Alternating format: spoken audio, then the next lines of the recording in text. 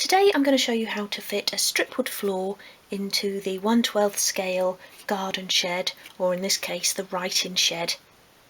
And for this I've used Obeche wood, and I've used the 0.8 millimetre thick sheet wood. That's 1/32 of an inch, and that's just so we've got clearance so that the door can still open and close.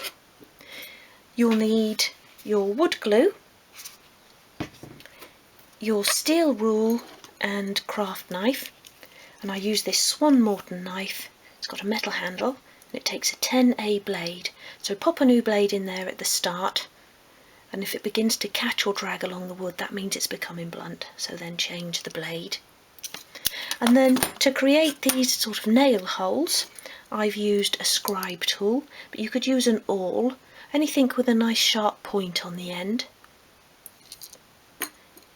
And then I finished the piece with a coat of clear varnish, and this is a satin, so it's got a nice sheen on it, but it's not too glossy.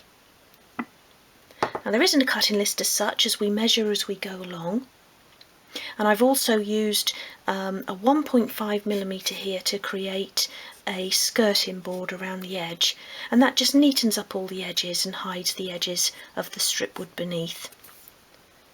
You'll also need a fine grade sandpaper, which we'll then use to sand over the entire surface and smooth it all off. Okay, let's get started. So I've cut lots of strips here, 10 millimetres, just over 3/8 of an inch, from the 0.8 millimetre thick sheet. And normally I would do a template of the floor and fix these to the template, but because of the door clearance, I'm going to stick them directly to the floor. So I've begun by cutting the first one to size, and then the piece that cut off the end of there becomes the next strip, and then I used my smaller ruler to measure, and then I cut the next strip, and so on and so on. I'll just take those few out. So once you've got a few strips done, you can apply the glue directly to the floor, just a bit at a time. Spread that out right into the corners.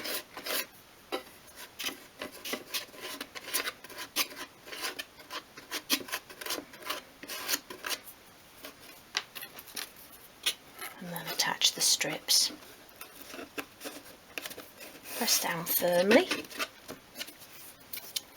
and the next one can go in.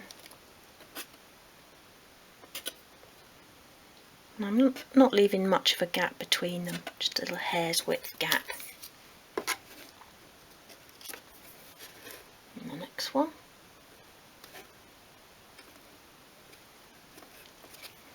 And then my smaller piece will become the next.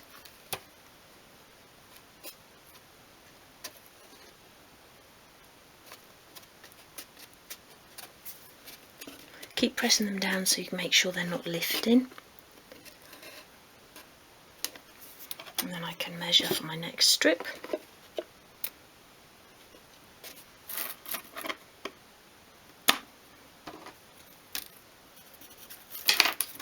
I'm using my handheld mitre cutter just to trim them to size.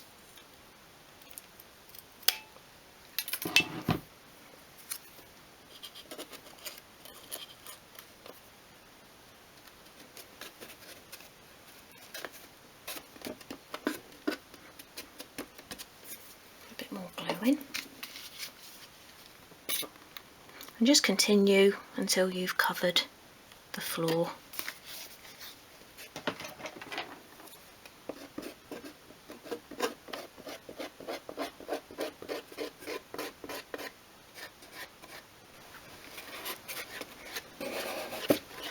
And the final piece there.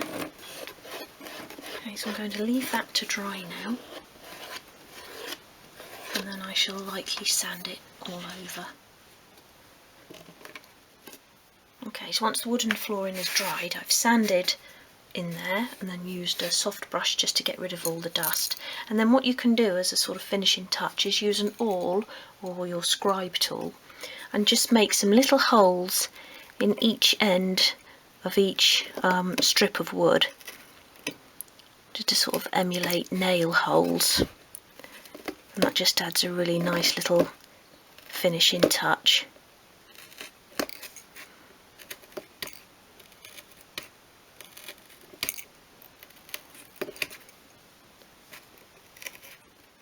Okay, so just to tidy up around the edges of the room, I'm going to put in some skirting board, and I've just cut some strips from 1.5mm thick sheet, 1/16 of an inch, and then I've beveled one long edge of each piece.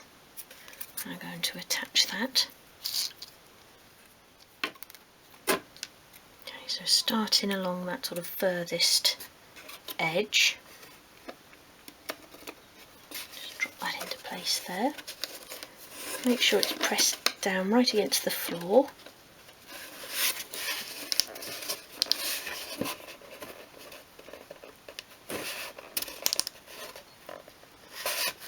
Press it against the wall.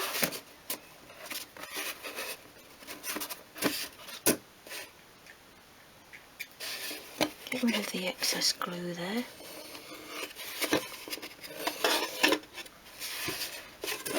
Now I can do this side piece.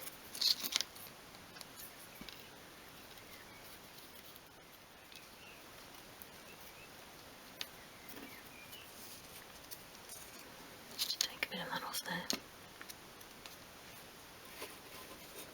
Just pop that piece in.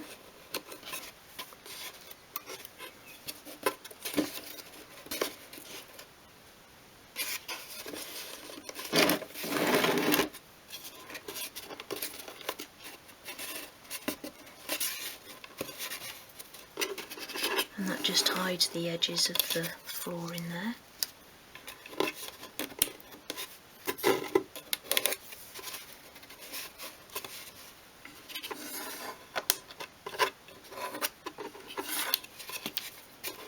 And the last two pieces at either side of the door.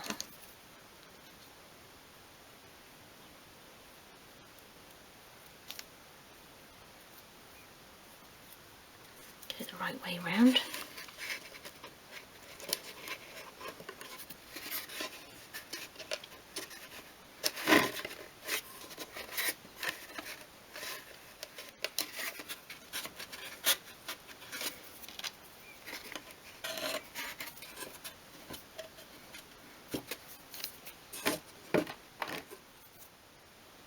Okay, so I'm now going to finish off with a coat of clear varnish, and I'm using a satin, so it'll have a nice sheen but it won't be too glossy.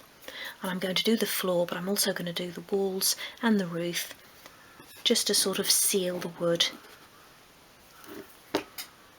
I'm using a smaller brush as well, so I can get into all the sort of nooks and crannies in there.